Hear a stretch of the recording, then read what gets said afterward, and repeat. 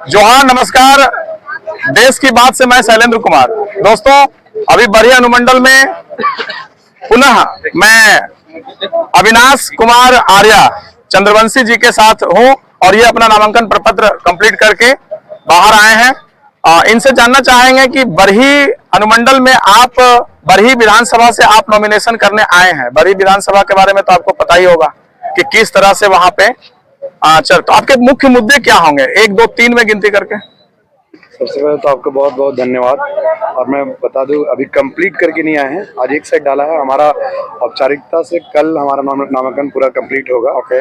हाँ, अब बरही के मुद्दे जो बता रहे हैं, मैं बरही का कोई नेता नहीं, इस माटी का तुरीवा कर्मा, ग्राम तुरीवा कर्मा चौपारण का बेटा हूँ। और यहाँ का बेटा होने के नाते यहाँ की हर एक समस्याओं का मैंने खुद अपने जीवन में सामना किया है। जो सबसे मूलभूत समस्या है, मैं क्या कर दूंगा, बरही के लिए स्मार्ट बना दूंगा या बरही को शहर बना दूंगा, ये नहीं पता, लेकिन ये सबसे जो मूलभूत आवश्यकताएं हैं जिस समस्या से मैंने टकराया, जैसे पढ़ाई। मैं बताया, मैं कर्मा तुरीवा कर्मा चौपारण से हूँ। आप पता करेंगे तो अभी आजादी के 80 साल होने वाले हैं, 75 साल पार करके 80 साल होने वाले हैं।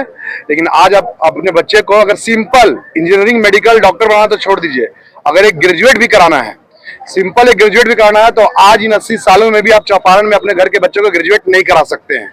मतलब बी और एमए की सुविधा नहीं दे सकते। शिक्षा पे काम करेंगे, बताते हैं सर जी। आज आप 80 सालों में अपने बच्चों को बीए में, और वो भी अगर जिसके पैसा है 2 रुपए, वो भी, और जिसके पास नहीं है वो तो कर भूल जाए। यहाँ पे अभी तक सिर्फ एक ही बात चला है कि तुम मुझे वोट दो, मैं बनूंगा विधायक, नेता, मंत्री, सांसद, और तुम्हें बनाऊंगा लेबर कुल्ली मजदूर। तो अविनाश जी वही बोल रहे हैं कि आप ठीक है एजुकेशन की बात किया है, तो एजुकेशन हमारा बगल में हजारीबाग, जो आपके यहाँ से 40 किलोमीटर डिस्टेंस में है, जहाँ पे एक सम्मानजनक शिक्षा व्यवस्था है। निश्चित रूप से पैसे लग रहे हैं, पैसे यहाँ पे भी लग रहे हैं, पैसे अन्य स्थानों पे भी लग रहे हैं। मेरा कहना है कि यहाँ पे जो आपके विधानसभा में पॉपुलेशन है, जनसंख्या है, उस जनसंख्या को आप यहाँ पे रोकेंगे कैसे? क्या मास्टर प्लान है आपके पास? वही बताना है सर जी। आप अगर 2 मिनट का समय दें तो हो सकता है एक सिंगल वन क्वेश्चन नहीं रहने दूंगा। जी जी जी। सबसे पहले एजुकेशन, क्योंकि वो जड़ है।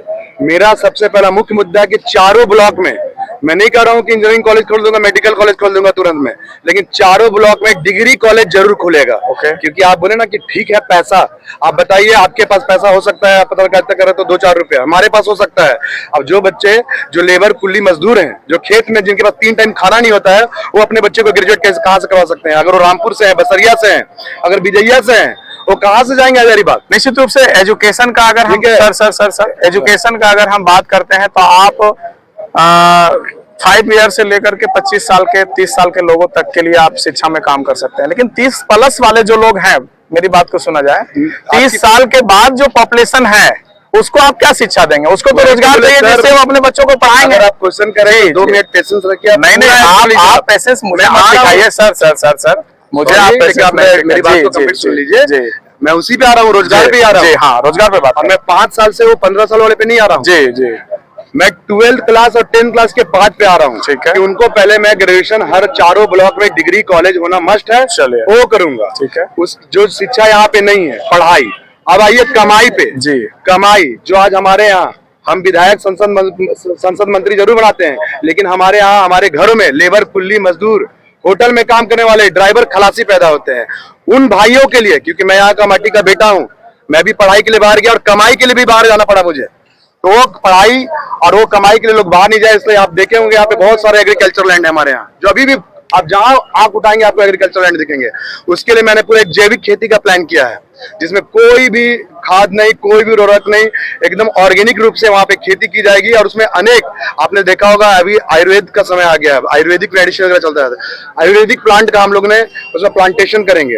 और जब वो जैविक खेती आयुर्वेदिक प्लांटेशन का प्लांटेशन करेंगे, तो उसमें हम कम से कम मिनिमम, अगर स्टार्टअप भी होगा हमारा, तो 2000 लोगों से नौकरी की व्यवस्था से स्टार्ट होगा। चलिए, अभी मैं आपको प्रीवियस बता दूं सर, थोड़ा सा आपको, मैं आपका 400 विशेष इंटरव्यू ले लूंगा, क्योंकि सारी बात को 400 लोगों को भी रोजगार देने का काम किया हुआ, पता करेंगे। पीके एके इंटरनेशनल जो है, मैं डिटेल आप दे दीजिएगा मेरा। चलिए, बहुत सर एक और बता दे रहा हूँ, मुद्दा बोले तो ये 2 मुद्दा के बाद जो ज्वलनशील मुद्दा है, 1-2 किलोमीटर की दूरी पे तिलैया डैम है, लेकिन आप पता करेंगे तो बरही में आज भी गर्मी के क्षेत्र में टैंकर से लोग पानी यूज करते हैं, पीने का हो या नहाने का हो या धोने का हो, आप पता करेंगे तो पानी की समस्या है दूर।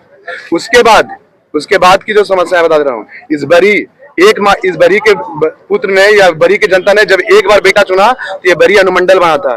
दूसरी बार अगर बेटा चुनेंगे तो ये बरी डिस्ट्रिक्ट बनेगा। चलिए, तीसरा, विजयिया जो हमारा प्रखंड है, विजयिया जो गांव है उसको प्रखंड बनाएंगे।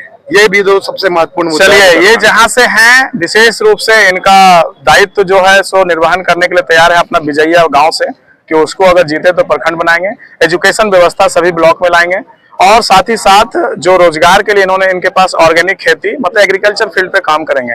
इन्होंने हमारा डैम का नाम लिया, डीवीसी डैम का, और मैं भी इनसे अभी आगे प्रश्न करता, लेकिन उससे पूर्व इन्होंने डैम का बात किया। लेकिन आपके पास इतना बड़ा संसाधन टूरिस्ट प्लेस का है तिलैया डैम, आप उससे पानी सिर्फ निकालने की बात कर रहे हैं। तिलैया डैम में इतना संभावना है कि आसपास से लाखों लोगों को, हजारों लोगों को रोजगार मिल सकता है। एक से एक वहां पे टूरिस्ट का जो लोकेशन होता है वो हमारे पास है। आप रोड कनेक्टिविटी में बेस्ट हैं, आप कहीं से भी बरही से आप ऑल ओवर इंडिया आप जा सकते हैं। रेलवे स्टेशन आपके बगल में है, सारा कुछ संभावना है। इंडस्ट्री पे आपने बात नहीं किया, खैर निश्चित रूप से इनका मनसा साफ है, जो इनके प्लान में है रखा है, और बाकी घोषणा पत्र से मुझे पता चल जाएगा। आगे भी इनके साथ मैं रिपोर्टिंग के साथ आपके बीच में उपस्थित रहूंगा। तब तक के लिए बहुत बहुत धन्यवाद। ठीक है सर।